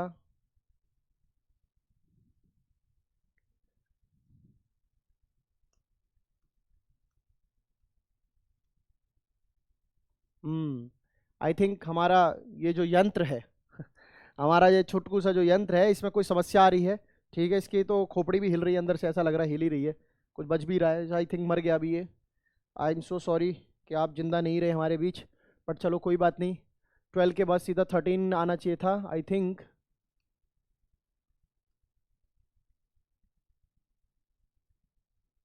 यहाँ पे कुछ तो हुआ है और हम अज्ञान है इस टेक्नोलॉजी से। आ रहा है बट आई थिंक यही 13 नंबर होना चाहिए, या स्किप हो रहा है, कुछ तो हो रहा है भाई 12 के बाद। आई थिंक ये 13 ही होना चाहिए, नंबर मिस्टेकनली टाइप हो सकता है, नो वरीज, इसको तो हम सुधार देंगे। 13 क्वेश्चन है ये बच्चों। इस बार ये मत सोचना स्किप करा है, ये यंत्र तो खत्म हो गया, मर गया ये बेचारा, बट वो हो सकता है टाइपिंग एरर हो, क्योंकि भाई हमने ही रात में बैठ के बनाया है। क्वेश्चन पे नंबर पे मत जाया करो, कभी कमेंट करो ही मत क्वेश्चन के ऊपर, सीधा क्वेश्चन पढ़ो और आंसर पे आया करो। ऐसा करते हो ना गजब, ऐसा लगता है कि मतलब बच्चा क्वेश्चन नंबर काउंट कर रहा है बजाय कि क्वेश्चन पढ़ने के। सो क्वेश्चन नंबर 13 है, is crude oil essential for the development process in our country, discuss. Crude oil यानी कि कच्चा तेल, जी हां बिल्कुल जरूरी है। कौड़ी के भाव अगर मिलता तो पेट्रोल फ्री खासा हो जाता है इंडिया में, पर ऐसा नहीं है। पेट्रोल इतना महंगा हो रहा है क्योंकि कच्चा माल महंगा हो रहा है। भाई आपने देखा है कि गाजर का हलवा महंगा होता जा रहा है, बंदा 250 रुपए किलो, 300 रुपए किलो, 400 रुपए किलो भी बेच रहे। गाजर तो 20 रुपए किलो तो नहीं आ रही होंगी, वरना ऐसे आएंगे तो कोई भी पकड़ लेगा भाई साहब 20 रुपए किलो मिल रही है, अपने घर जाके लूंगा और अपना घिस के एकदम आराम से और वहां लगा के एकदम मेवा वेवा डाल के बनाऊंगा, तुम्हारा क्यों खाएंगे। तो ये होता है कि जब रॉ मेटेरियल्स, कच्चे जो सामान है वो महंगे मिलने लगे तो जो अल्टीमेट प्रोडक्ट है वो भी महंगा हो जाता है ना। डॉक्टर्स के सामने जो इंजेक्शन पहले 10 रुपए का 20 रुपए का डॉक्टर लगा देते थे, हमें तो आज भी याद है। गए डॉक्टर के पास, डॉक्टर सीधा लिटाया, ऐसा बोला चलो भाई साहब। मैं एक बार का अगर आपको वाक्य बताऊं, एक समय हमें जब डेंगू हुआ, हमें तो उस समय भी बड़ी सूझ, क्योंकि शुरू से कभी सीरियस नहीं रहे, जिंदगी को इतने मजे में लेके आराम से जॉय एंजॉयमेंट मजाक करते आए कि घर वालों से सब प्रकार के शस्त्र पूरे शरीर पे हमें हमला हो चुका है। घर का ऐसा कोई मतलब बर्तन नहीं बचा जो हमारे शरीर पे आया ना हो, बड़े बड़े भगोने छोड़ के, वरना खत्म ही हो जाती है ना।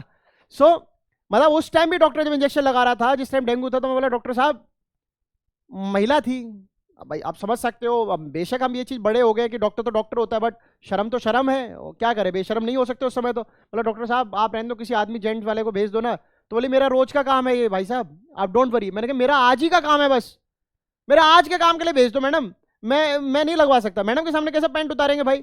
तो ये सब क्या है कि ये होते ऐसे वाक्य जब से आपको पता चलता। फिर डॉक्टर आया, डॉक्टर ऐसा पतली सी सुई ली, तेज की मारी। मैं डॉक्टर साहब कल पढ़ सकता तो लगाई थी, आराम से लगाते थे। तो डॉक्टर साहब क्या कहते हैं कि भाई साहब हर चीज में तेजी हो रही है, अब हर चीज में तेजी हो रही है, इंजेक्शन लगाने में भी तेजी हो रही है, इंजेक्शन भी तेज आ रहा है, इंजेक्शन लगाओगे भी तेज। भाई साहब रहम करो, भैंस की तरह ठोक दिया हमें, भैंसा बना दिया हमें, इंसान को अच्छे भले को ऐसा ठूस दिया, बताओ। तो हर चीज में महंगाई है। क्रूड ऑयल महंगा है, देश में पेट्रोल महंगा है। अब क्रूड ऑयल क्यों एसेंशियल है? Because it is very essential for the development process in a country, because crude oil provides 97% of the energy for our transportation, for various vehicle like car, jeep, train etcetera. कोई भी वाहन जो आप चला रहे हो उसको चलाने के लिए चाहिए पेट्रोल, और पेट्रोल बनता है क्रूड ऑयल से, और क्रूड ऑयल है महंगा। तो भाई साहब अगर क्रूड ऑयल ही नहीं मिला, मान लो महंगाई तो दूर की बात है, तेल ही नहीं होता, गाड़ी कैसे चलाओगे? जहाज कैसे उड़ाओगे? ट्रेन, कुछ नहीं चलने का। So crude oil business also had supported a lot of employment. आपने मूवीज में देखा होगा, दुबई, कतर और कहां कहां जगह लोग ऐसे से तेल कुएं कारखानों में काम कर रहे हैं। कुएं हैं, रोजगार है।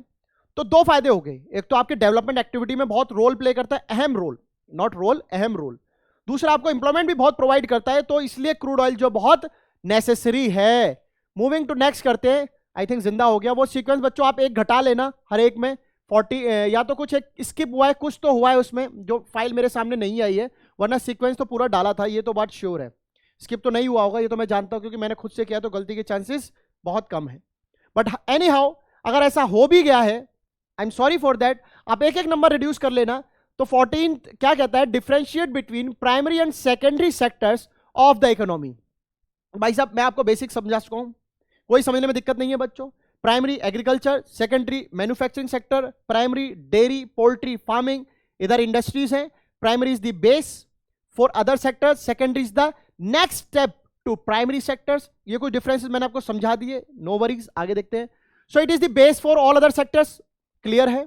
It involves mining, extraction, agriculture, fishing, dairy etcetera, ये सारे नेचुरली रिलेटेड है, क्लियर है, एग्रीकल्चर से ही, जमीन से ही है। This sector is mainly related to the production which makes the base for other two sectors of the economy. चीजें यहीं प्रोड्यूस होंगी, आगे आने वाले इन्हीं से उठाने वाले हैं चीजों को। So this sector has a lot of dependency in India, specially in rural sector. Now why we are saying this, कि this has lot of dependence, not independence. Why we are saying कि this sector, यानी कि primary sector has lot of dependence specially in rural areas. So the answer क्या है? So the answer is कि वहां पर लोगों के पास और कुछ करने के लिए है ही नहीं। That is why we are saying कि सरकार सेमी मतलब कि रूरल एरियाज में इंडस्ट्रीज स्टैब्लिश करे। इसलिए तो हमने बोला, ताकि लोग एग्रीकल्चर के बर्डन से शिफ्ट हो सके, लोगों को रोजगार होगा तो लोग खेतों के अलावा भी काम करेंगे, कुछ इनकम, दो चार पैसे फालतू ही लेके आएंगे। So this sector is also called agriculture and allied sector. Agriculture because natural है, allied because mining, extraction, dairy, poultry farming, fish farming, ये सब लैंड से हो रहा है। So प्राइमरी सेक्टर के कई सारे नाम हो गए। एग्रीकल्चर सेक्टर हो गया, फर्स्ट सेक्टर भी है, अलाइड सेक्टर भी है, तो ये सारे नाम है। नेक्स्ट बात करते हैं बच्चों सेकेंडरी सेक्टर की। फॉर एग्जाम्पल, तो यहां पे एक एग्जाम्पल दिया है प्राइवेट सेक्टर, प्राइमरी सेक्टर में। सो कॉटन हो या कोई भी प्रोडक्शन हो, होगी किस पे? एग्रीकल्चर पे डिपेंडेंट है। तो एग्जाम्पल आप कुछ भी दे सकते हो, जरूर नहीं कि एनसीईआरटी का एग्जाम्पल पढ़ेंगे। Secondary sector is also known as the industrial sector, because यहां पे क्या होता है? ज्यादातर वर्क मैन्युफैक्चरिंग का होता है, ये हम अच्छे से देख चुके हैं, very good. Because of involvement of various industries that helps in conversion from natural products या फिर agriculture products to other forms. आलू से चिप्स बनाने का काम सेकेंडरी सेक्टर में होता है, प्राइमरी सेक्टर में नहीं होता है, ठीक है। So this is the next step after the primary sector, second step है, ये भी हम सीख चुके हैं। नेक्स्ट देख लेते हैं बच्चों, इन दिस सेक्टर, यानी कि किस सेक्टर में बात कर रहे हैं हम लोग, किसकी? सेकेंडरी सेक्टर की। We use the natural product as raw material, क्योंकि मैंने आपको बताया ना, प्राइमरी से जो कुछ भी बनता है वो तो क्या होता है? रॉ होता है, और रॉ किधर जाता है? सेकेंडरी में जाता है। जब फॉर्म चेंज हो जाती है फिर वो टर्शरी में जाता है, then convert into some other forms में जाता है। फॉर एग्जांपल आपके सामने है, आलू से चिप्स बना लो, कॉटन से फाइबर बना लो, कुछ भी अपने एग्जांपल रख सकते हो, जरूरी नहीं है इनका आप करना। सो नेक्स्ट देख लेते हैं बच्चों, नेक्स्ट क्या कहता है? Differentiate between secondary and tertiary sector. अब जो रिलेशन प्राइमरी वर्सेस सेकेंडरी था, सेकेंडरी वर्सेस टर्शरी होगा, प्राइमरी वर्सेस टर्शरी होगा। अगर आपको तीनों के बेसिक्स पता है तो बिल्कुल क्लियर है, कोई दिक्कत नहीं है। क्या है? सेकेंडरी सेक्टर को हम इंडस्ट्रियल सेक्टर कहते हैं, जानते हैं, बिकॉज बहुत सारी इंडस्ट्रीज का इसमें इन्वॉल्वमेंट होता है, जो कि रॉ मटेरियल को अदर फॉर्म्स में कन्वर्ट कर देती है। ये तो सिंपल सी बात है कि रॉ मटेरियल आपने कहां से लिया? एग्रीकल्चर से, यानी कि प्राइमरी से। आपने उठा के दल फॉर्म कर दिया, आलू से चिप्स बना दी, बहुत बड़ा काम किया, वेरी गुड, तो वो हो गया सेकेंडरी। अब वही चीज हमें पढ़ने की, this is the next step है, बिल्कुल बात है, ये प्राइमरी से अगला होता है। इस सेक्टर में नेचुरल प्रोडक्ट यानी कि प्राइमरी प्रोडक्ट को as a raw material use किया जाता है। कोई भी एग्जांपल आप दे सकते हो, सेकेंडरी का आपने पढ़ा है। टर्शियरी की अगर हम बात कर लें, it is also called the service sector. Why? Manufacturing, जहां पे अपनी इंडस्ट्री में काम बनाया है अपना, आगे कैसे पहुंचाओगे? ट्रांसपोर्ट चाहिए, फोन करके बोलोगे भाई साहब आपका ऑर्डर पूरा हो गया, आ जाइए लीजिए। कम्युनिकेशन चाहिए, जो आप बना रहे हो उसके लिए पैसा चाहिए, यानी कि बैंक से लोन भी ले सकते हो आप, है ना, बहुत सारी चीजें, ट्रांसपोर्ट। और हो सकता है जो सामान आपने बनाया वो एकदम से नहीं बिकने वाला है, गोडाउन चाहिए होगा, स्टोर हाउस चाहिए होगा, वेयर हाउस चाहिए होगा, तो ये सब टर्शियरी सेक्टर में आता है। So mainly related to services है, ठीक है। This sectors helps in the development of primary and secondary sectors. Now how tertiary sector has played an important role in case of या on primary and secondary sector, कैसे वो role play करता है उनके ऊपर? तो भाई साहब प्राइमरी में जो कुछ बनेगा वो सेकेंडरी में नहीं पहुंचा तो प्राइमरी में बर्बाद है, सेकेंडरी में कुछ बन गया और वो टर्शियरी में नहीं पहुंचा यानी टर्शियरी नहीं हुआ तो सेकेंडरी बर्बाद है। कुल मिला के उन दोनों के माल को ढोने का, ले जाने का, लोगों तक पहुंचाने का जो जिम्मा है वो टर्शियरी सेक्टर के पास है। So this sector is completely related to the support for the production process. तो सपोर्ट ही कर रहा है वो एग्रीकल्चर को और प्राइमरी और सेकेंडरी को। Every goods that are produced in the primary sector and tertiary sector would need to be transported through trucks, trains, railways, या any other modes of communications to godowns or warehouses and then sold to customers or in the wholesale markets. मैंने आपको बताया कि primary से लेके सामान tertiary में, primary से जो सेकेंडरी में जाएगा वहां तक भी तो ढोने का सिस्टम चाहिए, वहां भी टर्शियरी है। सेकेंडरी से टर्शियरी तक आने के लिए वहां भी टर्शियरी का रोल है। So tertiary has played a major role in the development of primary and secondary sector. That is true, very true. So basically ये helper क्या काम कर रहा है? So tertiary sector also includes services of teachers, doctors, barbers, cobblers, lawyers, people to do administrative and accounting work. कोई भी ऐसा व्यक्ति जो आपके काम में आपकी मदद कर रहा है, यानी कि आपको हेल्प कर रहा है ना, जैसे टर्शियरी प्राइमरी और सेकेंडरी में कर रहा है तो टीचिंग में तो आपको पढ़ाने में मदद कर रहा है, नाई आपके बाल काट रहा है, अकाउंटेंट आपका सीए पूरा एकदम फॉर्मेट देख रहा है आपकी इनकम विनकम का। जो भी लोग आपके काम को करने में आपकी हेल्प करते हैं, these are basically included in the tertiary sectors. ये सर्विस दे रहे हैं अपनी। नेक्स्ट देख लेते हैं, हो जाओ भाई साहब। It is very easy for a private sector to build roads and provides public facilities. ध्यान से सुनना बच्चों इस स्टेटमेंट को, ये स्टेटमेंट आपके चैप्टर का मेजर पार्ट कवर कर लेता है, मेजर डिस्कशन कवर कर लेता है। आप कह रहे हो क्या रोड्स की बात है, आप कह रहे हो पब्लिक फैसिलिटीज की बात है, राइट। पब्लिक फैसिलिटीज का मतलब आपका मान लो हॉस्पिटल्स आ गए जो मैंने आपको बताया, आपके बैंक्स आ गए, आपके स्कूल्स आ गए और भी बहुत सारी चीजें। So they are like very easy for them to build all these things but they will charge a higher amount for this. Why will they charge higher amount for this? भाई obviously बात है, आपका पैसा लगा है, आपने 1 करोड़ लगाया है, जनता की भलाई के लिए थोड़ी लगाया है। मेरे से अगर कोई काम कहेगा आपको पुल बनाना है, बना देंगे जी, बदले में पैसा भी तो लोगे, मुफ्त में क्या दान करता थोड़ी है। Therefore the government has to take care the responsibility to provide public services to the people of the country. So basically हम ये चाहते हैं कि ये सारा काम जो है वो प्राइवेट ना करे, ये काम जो हम देख रहे थे प्राइवेट ना करे, इस काम को कौन करे? गवर्नमेंट कर ले। So, using this statement explains the importance of the government in using public services. क्या इंपॉर्टेंस है गवर्नमेंट की पब्लिक सर्विस के मामले में? तो भाई साहब पहला एम तो ये है कि जो भी सर्विसेज पब्लिक बन रही हैं उनका एम ही पब्लिक वेलफेयर है, प्राइवेट ये कभी नहीं करेगा। बड़े बड़े टेंडर्स होते हैं, पैसा लार्ज अमाउंट पे चाहिए होता है, कोई ऐसे ही हाईवे नहीं बन जाते। इंडिविजुअल पे होगा पैसा 1000, 2000, 10,000, 1 lakh crore, 2 lakh crore, million, trillion, billion, सब। विदेश जो लोन देता है वो सरकारी अकाउंटेंट पे, प्राइवेट अकाउंटेंट पे, प्राइवेट फर्म्स पे, इन पे नहीं मिलता, देश के ऊपर देश का लोन होता है। तो ये चाहेंगे कि भाई साहब अपने जो लोन है वो सरकार के खाते पे चढ़े, तो सरकार ही इतने बड़े लोन ले सकती है। और सरकार लोन लेगी क्यों? क्योंकि उसे आपका भला करना है। तो यही है इसका आंसर कि भाई साहब ये सारा सरकार करेगी तो जनता को भला होगा, जनता को नुकसान कम होगा। तो क्या होगा अब आगे? So the statement is very exciting if all of us ready to give the charge prices to the private sector. बहुत अच्छी बात है, हम खुश हो जाएंगे कि प्राइवेट सेक्टर को हम ये काम करवाएं, but they will charge a higher amount for this. If you are ready to pay then it's okay, but if you are not ready then opt government services. तो कहते हैं ना लोग, आपके पास पैसा है तो भाई साहब जाइए, आप अच्छे से अच्छे हॉस्पिटल में जाइए, बच्चों को महंगे से महंगे स्कूल में पढ़ाइए, किसने रोका है? बट अगर आपके पास पैसा नहीं है, जिनके पास पैसा नहीं है सरकारी अस्पतालों में धक्के खा रहे हैं, सरकारी स्कूलों में पढ़ रहे हैं वो बच्चे। So but being a middle class being a developed country, a developed class, middle class, it is not possible for all of us to pay such higher prices. क्या आप देखो, क्या आपके पापा जब शुरुआत में आप देख रहे हो कि भाई ये सब चीजें चल रही हैं, तो क्या आपके पास या आपके फादर के पास इतना पैसा था कि वो आपको इतनी हाई सुविधाएं दे सके?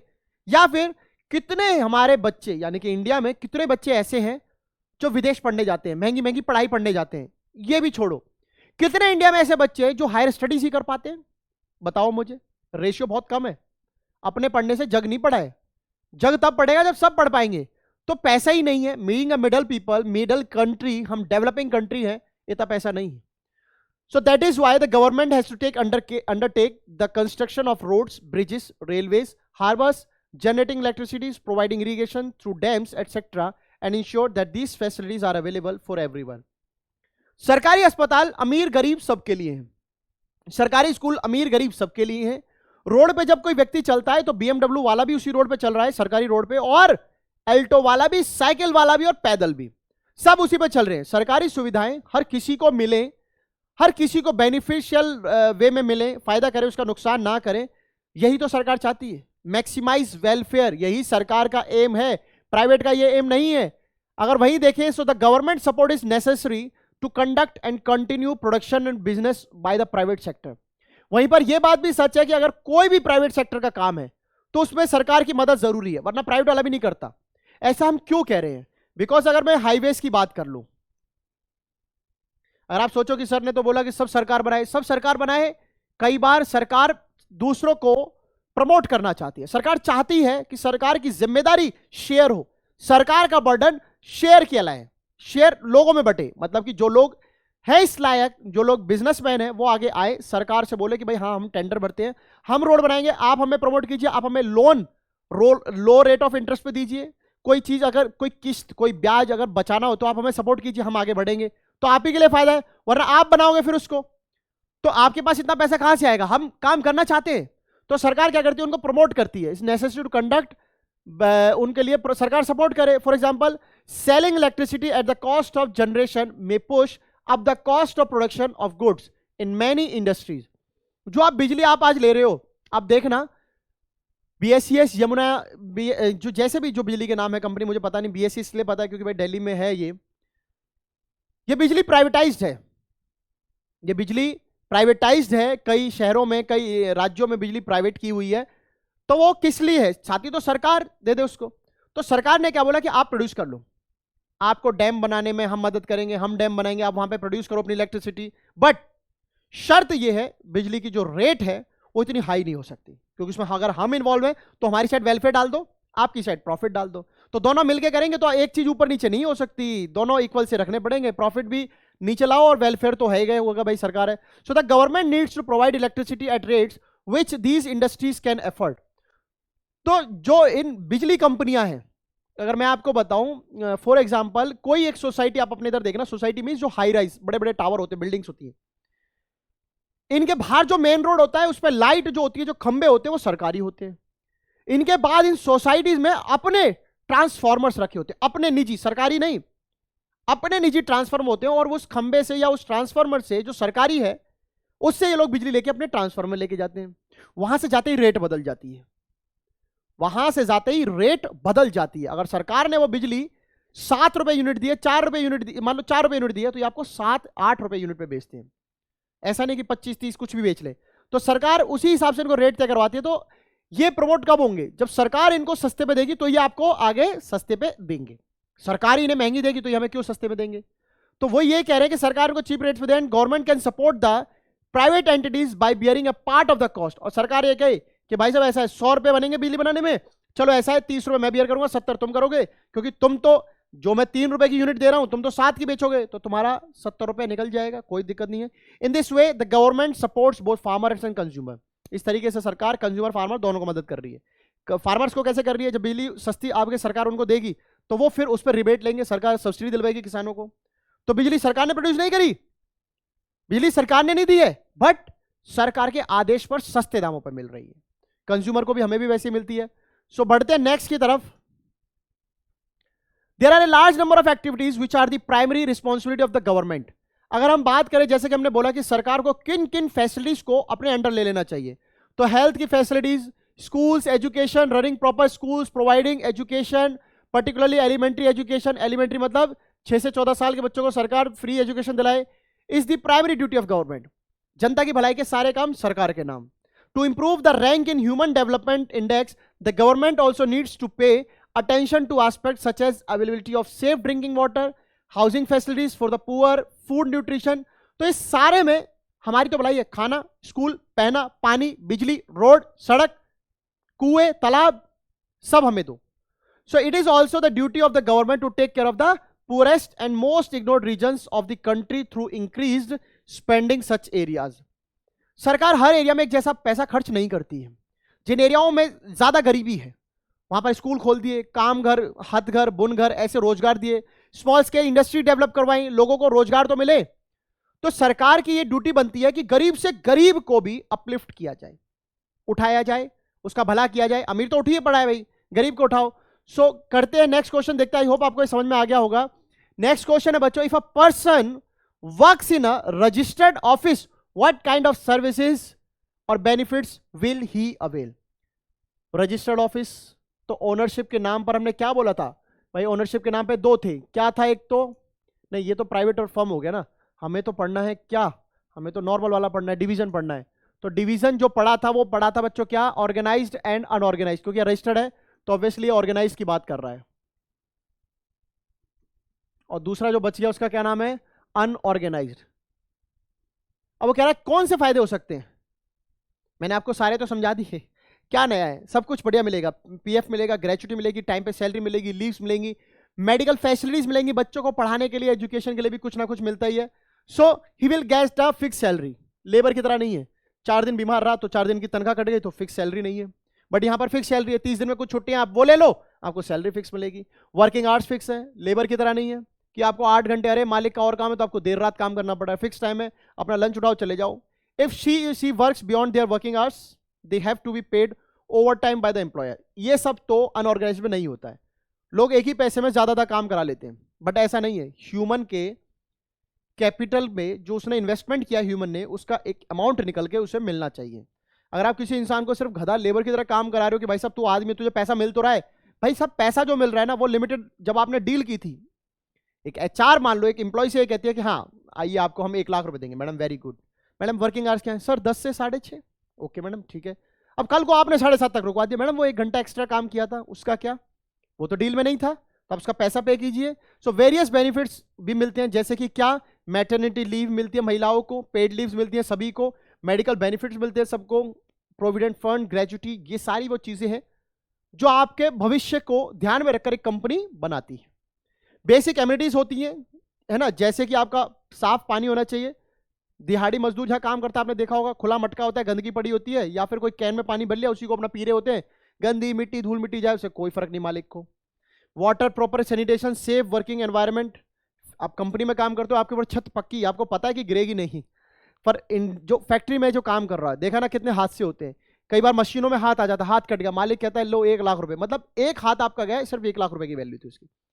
इस हाथ की 1 लाख, 2 लाख हो गए, टांगे तो वैसे ही नीचे है, 50-50 हजार की टांगे हो गई तो ये हो गया भाई साहब आपके 3 लाख रुपया।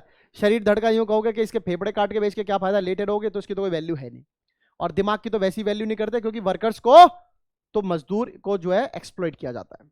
तो फिर यहां पर जो है ये सब सुविधाएं अगर आप देते हो तो आप ऑर्गेनाइज सेक्टर में रहते हो और इसके फायदे हैं। So now the next question is, we can protect the workers of an unorganized sector by implementing the provisions of an organized sector, examine the statement। भाई सबसे पहले आपको इस क्वेश्चन में क्या लिखना है? अनऑर्गेनाइज सेक्टर के इश्यूज क्या है? ऑर्गेनाइज का अपोजिट कर दो। No fix salary, no fixed hours, कोई भी बेनिफिट्स नहीं है, बेसिक एमिनिटीज नहीं है, सब नहीं है। ऑर्गेनाइज कैसे कर सकते हो, उसका अच्छा कैसे कर सकते हैं? So minimum wages and working hours should be fixed, कम से कम तनख्वाह और काम करने के घंटे फिक्स्ड हो।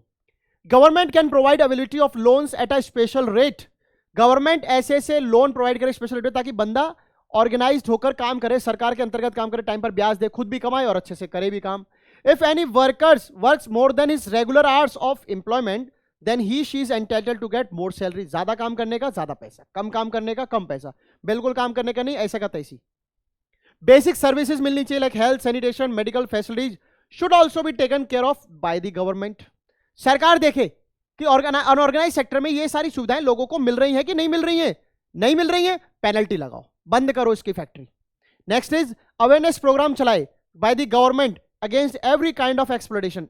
एक्सप्लॉयटेशन डजंट मीन कि आप सेक्सुअली एक्सप्लॉइट हो रहे हो, physically exploitation, mentally exploitation, verbally exploitation, return में, ओरल में, जैसे भी आपको लगे कि आपको दुख हुआ है, आपको सामने वाले ने दर्द दिया है, आप कंप्लेंट कीजिए, बात कीजिए अपने अधिकारियों से, बड़े बड़े लोगों से बात कीजिए।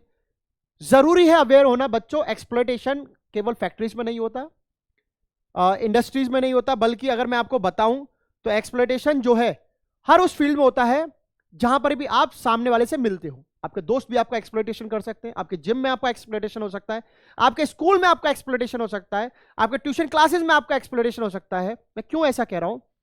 ये सब बातें हमारे ऊपर किसी जमाने में अप्लाई हुई थी। स्कूल में हम गए, मैडम ने अच्छे बच्चों को पढ़ाया, अच्छे मतलब उसके चहीते जो बच्चे होते थे मास्टर साहब के, वो उनको पढ़ाते थे, एक्सप्लॉयटेशन 1। जिम में गए, जो उनके लोग हैं, जो उनसे सप्लीमेंट्स लेते हैं, जो उनके अंदर ट्रेनिंग ले रहे हैं, पर्सनल ट्रेनिंग, उनको वो सिखाते थे, बाकी को वो बताते नहीं थे, एक्सप्लॉयटेशन नंबर 2। फ्रेंड्स में गए, वही लोग आपस में ग्रुप बनाते थे जिनके माँ बाप अच्छा पैसा कमाते थे, हम जैसे के तो वो वैसे नहीं दिखते, हमारी शक्ल भी वैसे खतरनाक सी दिखती थी उस जमाने में, एक्सप्लॉयटेशन नंबर 3। एक्सप्लॉयटेशन नंबर 4, घर में भी माँ बाप कर देते हैं, बड़ा बेटा है, बड़ा बेटा है, सब कुछ इसको पहले, इसको पहले, बाकियों के साथ एक्सप्लॉयटेशन हो गया। सो एक्सप्लॉयटेशन कहीं भी हो सकता है, तो सावधान रहें, सतर्क रहें और देखते रहें फिजिक्स वाला की लाइव क्लासेस हमारी वाली। सो the government should support the small and medium workers so that they can also earn their livelihood. छोटे गरीब किसान, पुअरेस्ट किसान, अनएजुकेटेड, इनको सरकार प्रोत्साहन दे, सरकार समझाए कि आपके साथ किस प्रकार की गलतियां हो रही हैं, तो इन लोगों का एक्सप्लॉयटेशन जो है वो रुक जाएगा। सो नेक्स्ट मूव करते हैं बच्चों। नेक्स्ट क्वेश्चन है हमारा, distinguish between organised sector and unorganised sector of the economy. कितने बड़े तो एग्जांपल कर लिए, पूरी स्टेटमेंट पुरानी वाली उठा के यहां लिख दो, हो गया आंसर, कोई बड़ी बात ही नहीं है। सो देख लेते हैं, सिर्फ खाना पूर्ति कर रहे हैं, अदरवाइज तो हमारा सॉल्यूशन तो मिल गया बच्चों को। These are those where the terms of employment are regular. कितना काम करना है, कितने वर्किंग आवर्स हैं, क्या सैलरी है, फिक्स्ड है, रजिस्टर्ड होगा सरकार के भाई कंपनीज एक्ट में रजिस्टर्ड होगा, रूल्स एंड रेगुलेशन फॉलो करता होगा, जैसे कि क्या फैक्ट्रीज एक्ट में कि भाई आप ये काम करें तो इनको मेडिकल सुविधाएं, तनख्वाह, इनके ऊपर प्रोटेक्शन, सर के ऊपर खोपड़े पे जो पहनते हेलमेट, मिनिमम वेजेस मिलने चाहिए, ग्रेजुटी मिलनी चाहिए, जो रिटायरमेंट उनको पैसा मिले, shops and establishment act etcetera जो भी है। So in other words the organise sector has some formal processes and procedure which makes the different from unorganise sector. यहाँ पे कुछ नियम है, कुछ कायदे हैं, कुछ कानून है, कुछ लॉज बने हुए हैं, कुछ एक्ट्स के अंडर काम हो रहा है, सरकार की निगाह है पूरी तरीका से, इसलिए ये अनऑर्गेनाइज से अच्छा है। अनऑर्गेनाइज पे इसका उल्टा है, those which have no limited rulers, ना कोई प्रोसीजर है ना कोई रूल्स है। These are small and scattered units होती हैं, छोटी छोटी होती हैं, जैसे घरों में भी 4 लोग फैक्ट्री बना के रख लेते हैं बड़े प्लॉट में, चुपके से बाहर लिखा है घर का, अंदर घुसे तो काम चल रहा है। So which are largely outside the control of the government, तो गवर्नमेंट के कंट्रोल के बाहर होती है। घर में कोई व्यक्ति क्या काम कर रहा है, सरकार कहां कहां तक आके देखेगी, कोई इंसान देख लेता है, कंप्लेंट कर देता है, छापा पड़ जाता है, पेनल्टी लग जाती है, तो सुधर जाते हैं, नहीं तो काम चल रहा है।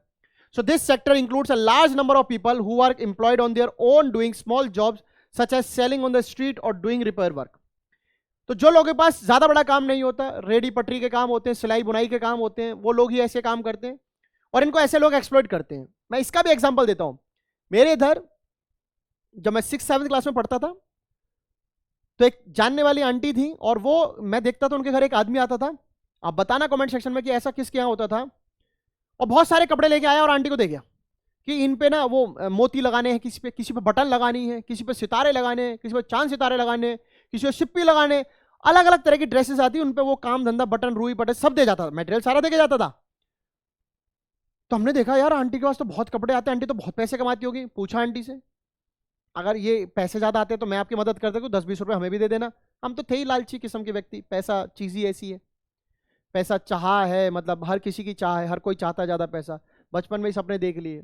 जब रिश्तेदार भी 10 रुपए 5 रुपए देते थे तो गुस्सा आता था, ऐसे रिश्तेदार ना आए तो ही ठीक है। 100 रुपए का जमाना है, 10 रुपए में क्या हो रहा है भाई, 90 रुपए के लॉस से चल रहे हैं रिश्तेदारी में। सो वो तो दूसरी बात है। तो आंटी से पूछा तो आंटी ने बोला बेटा इसका तो 2 रुपए 5 रुपए मिलता है। मैं आंटी 2 रुपए 5 रुपए 50 को करोगे 250 रुपए, मतलब काम ज्यादा है और इनकम इतनी सी कम से कम एक का 50 रुपए तो हो। बोले इतना नहीं होता, सामने वाले को 10 रुपए मिलते हैं, 5 रुपए मुझे देता, 5 घपला। लोग एक्सप्लॉइट करते हैं। तो ये सब कहां होता है, अनऑर्गेनाइज्ड सेक्टर्स में। आई होप आपको मेरे एग्जांपल्स आप कनेक्ट कर पाए होंगे। ये लाइव एग्जांपल्स है, जिनको नहीं पता तो हम उन्हें जगह भी बता देंगे कि कौन लोग कहां पर कैसा काम करे, वो भी हमें पता है। सो बच्चों आज का जो चैप्टर है वो हमारा आई थिंक कवर हो गया है लगभग। तो अब ये हमारे सामने एक और क्वेश्चन है। अब ये 21 नंबर का क्वेश्चन है बच्चों, डू नॉट फॉरगेट, यहां पे ऐड कर लो। ये डाटा है आपके सामने, असम, बिहार, केरला कह रहा हूं, केरला, मद्रास, गुजरात, उत्तर प्रदेश, सभी स्टेट का डाटा है हमारे सामने मनरेगा एम्प्लॉयमेंट के अंतर्गत। तो हमारे यहाँ पे क्वेश्चन है, which of the following state has provided maximum employment under MNREGA. इनमें से किस स्टेट ने सबसे ज्यादा मनरेगा के अंडर जो एम्प्लॉयमेंट प्रोवाइड किया। आप डाटा देख सकते हो, कमेंट सेक्शन में आंसर बताना बच्चों। तो मनरेगा के अंडर आप देख पा रहे हो सबसे ऊंचा डाटा किसका है भाई। नेक्स्ट क्वेश्चन देखें तो आपके सामने आंसर आपका आ चुका है आंध्र प्रदेश। नेक्स्ट आपको ले चलते हैं भाई, how many states have cross the 7% of total house hold demanding MNREGA work. कितनों ने 7% से ज्यादा, आप 7% से ऊपर देख लो, ये रही वैल्यू, यहां देख लो, है ना। नेक्स्ट क्वेश्चन पे आ जाते हैं, फिर आंसर तो आपको पता ही है यार, सारे सेम है, मतलब एक जैसे दिखते हैं, यहीं से आंसर सारे फिगर से, ये कोई सोचना ही नहीं है। Which of the following state has the lowest percentage of total house hold demanding MNREGA work. Total house hold में सबसे कम किसकी, आप देख लो यहां से। Next, the largest state of India in terms of area has what percentage of total house hold demanding MNREGA work. Largest state कौन सा है आप देख लो, उसका भी आंसर आपके सामने, अभी आपको आंसर पता चल जाएंगे भाई। So the highest percentage literacy rate of India, यानी कि केरला की बात कर रहा है, how many days of MNREGA work पर पर्सन हाउस होल्ड। तो देखो पर पर्सन हाउस होल्ड 12.4% है, अगर आप उसको परसेंटेज में निकालोगे, क्योंकि हमने ये निकाल लिया भाई, 7.9 की एवरेज आई है जो लोग लिटरेसी में हैं। असम एंड पंजाब ऐसे हैं जिनमें आपको देखोगे, असम एंड पंजाब क्वेश्चन था which of the following state lowest percentage. Lowest percentage की बात कर लें तो आपके ये रहा पंजाब जो मैंने आपका मार्क किया, और लोवेस्ट इन्होंने शायद एक और पूछा था, मैंने एक ही मार्क किया है, तो एक असम आपका यहां दिख रहा होगा शायद आपको, ये असम है। सो आपके बेसिकली क्वेश्चन ये सारे इसी डायग्राम से हैं, इसी मैप से सारे आपके क्वेश्चन के आंसर है, सबसे मतलब इजी है, कोई दिक्कत वाली बात नहीं है। सो बच्चों आज की जो क्लास थी हमारी, आई होप आपको बहुत अच्छे समझ में आई होगी, आपको बहुत अच्छे से सारा क्लियर हो चुका होगा, और उम्मीद करता हूं कि इसके बाद आपके इस चैप्टर में कोई डाउट्स नहीं बचे होंगे। कितना परसेंट मजा आया कमेंट सेक्शन में बताना जरूर, दिल से वेट करता हूं। मजा आता है यार, 1000 2000 लिख दो जितना लिखना है, मजा तो मजा है भाई। अब आ गया 2000 आया 4000 आया, मजा है, आ ही रहा है। सो इस क्वेश्चन इस चैप्टर से सारे मोस्ट इंपोर्टेंट पार्ट खत्म हो चुके हैं। आई होप आपको इसके बाद कोई डाउट नहीं रहने वाला। अगर डाउट है तो कमेंट सेक्शन में बताना जरूर। पूरी थ्योरी भी आपको इस चैप्टर में समझ चुकी हो, माइंड मैप के थ्रू मैं आपको बता चुका हूं। स्टार्टिंग में मैंने आपको माइंड मैप बता दिया, वही पढ़ना जो बताया है, उसके बाद कुछ नहीं पढ़ना है। ठीक है बच्चों, सो मिलते हैं अगली क्लास में। थैंक यू बच्चों, thank you so much, bye bye.